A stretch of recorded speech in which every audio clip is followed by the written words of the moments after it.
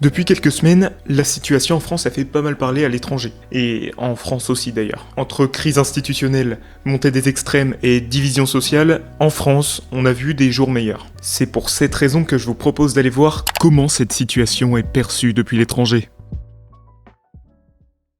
On commence avec un constat sévère venu tout droit du Royaume-Uni. Dans le Financial Times, un journal britannique plutôt libéral, le journaliste Simon Cooper décrit la France comme une démocratie sociale sous-financée, croisée avec une oligarchie. Alors comme ça c'est pas très clair, mais autrement dit, c'est un pays qui veut protéger tout le monde et qui n'en a plus vraiment les moyens, et où le pouvoir reste concentré entre les mains d'une petite élite. D'un côté les milliardaires, très protégés fiscalement, et de l'autre les responsables politiques qui sont quasiment tous issus des mêmes grandes écoles. Et quand on s'y penche un petit peu, on comprend pourquoi les Anglais ont ce point de vue sur la France. Quasiment la moitié du budget de l'État est consacré à la sécurité sociale, alors que la France est le 3e pays européen le plus endetté. Mais malgré cet endettement, les plus riches payent 2 fois moins d'impôts que la moyenne des citoyens grâce à des montages fiscaux, mais également grâce à leurs capitaux. Pour Cooper, c'est comme si la Révolution française n'avait jamais eu lieu. La société reste figée, dominée par une élite parisienne. Finalement, pour ce journal, la France, c'est un pays qui rêve d'égalité, mais qui fonctionne encore comme une monarchie moderne.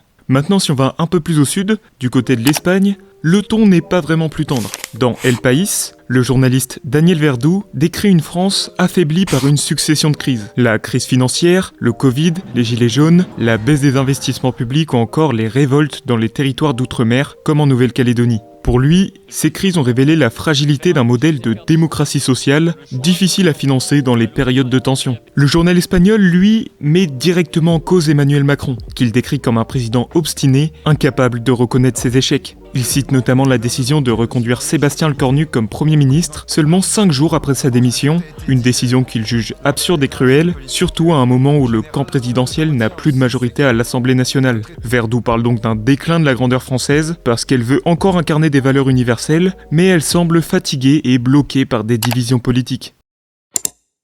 D'ailleurs, avant de regarder la suite, je me permets de me présenter, moi c'est Baligé, je fais des vidéos sur l'actualité, vous m'avez peut-être vu par certains shorts ou jamais vu du tout, c'est aussi possible. Et pour l'instant pour moi, c'est encore le tout début, donc il n'y a pas encore beaucoup d'abonnés. Pour le moment sur les shorts que j'ai postés, il n'y a que 2% des gens qui regardent qui sont abonnés, ça fait pas beaucoup. Voilà c'est tout, donc je vous laisse avec la suite de la vidéo.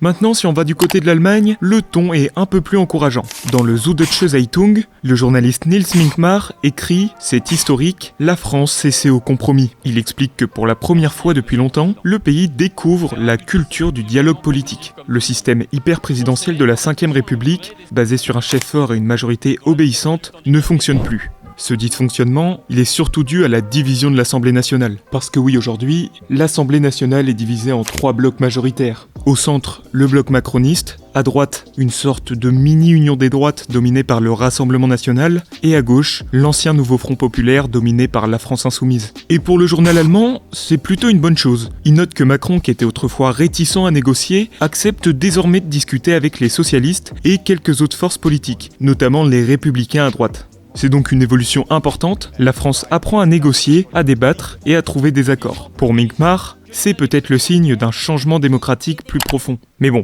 tout le monde ne partage pas cet optimisme allemand. Dans le journal suisse Le Temps, le journaliste Paul Ackermann estime que le gouvernement français ne tient que par la peur des électeurs. Selon lui, le camp macroniste redoute de nouvelles élections, de peur de voir un parti extrême arriver au pouvoir. Il prend comme exemple l'argument de Marine Le Pen au micro de France Inter, qui a dit globalement que les partis politiques cherchent à échapper aux élections parce qu'ils risqueraient de perdre des sièges à l'Assemblée nationale, ce qui bénéficierait au parti de Marine Le Pen. Cette peur expliquerait pourquoi le gouvernement se maintient sans véritable élan politique. Selon le journal suisse, il gouverne non pas par conviction, mais plutôt par crainte du pire.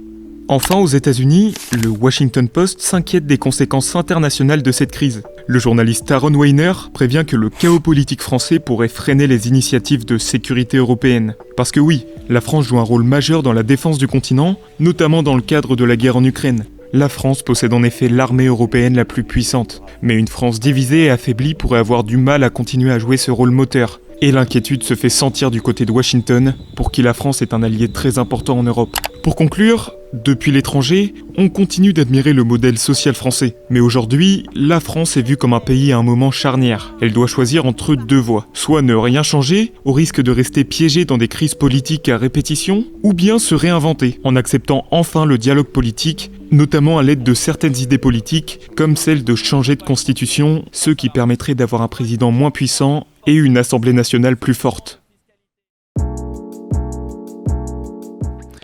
Donc voilà, merci d'avoir regardé cette vidéo. C'est vrai que la situation actuelle en France, ça fait pas mal parler à l'étranger. C'est pour ça que j'ai voulu revenir dessus. Il y a pas mal de médias qui ont écrit dessus. Là, j'ai fait un condensé des médias les plus intéressants. Donc c'est surtout des médias occidentaux.